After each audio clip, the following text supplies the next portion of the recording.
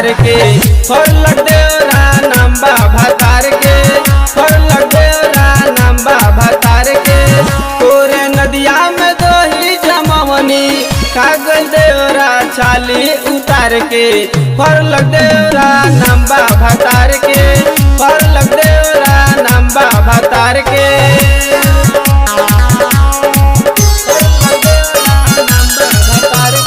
Music by Sagar Singh.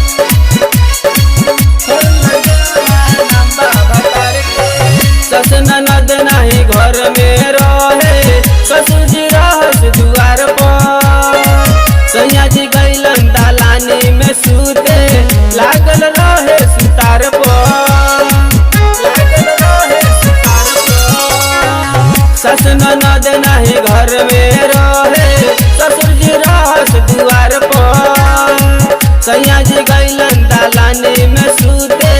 लागल रहे सुतार पर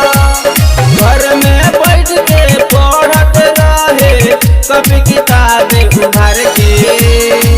फर लग देवरा नंबा भतार के फर लग देवरा नंबा भतार के फर लग देवरा नंबा भतार के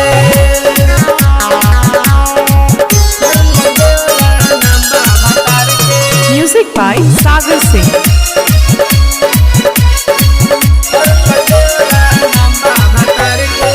सैया जी अइलन तो सब बात कहानी बोले लगलन डांट के कहनी तो कहलन काहे न दिहलू ओकर हिस्सा काट के सैया जी अइलन तो सब बात कहानी बोले लगलन डांट के कहनी तो कहलन काहे न दिहलू ओकर हिस्सा काट के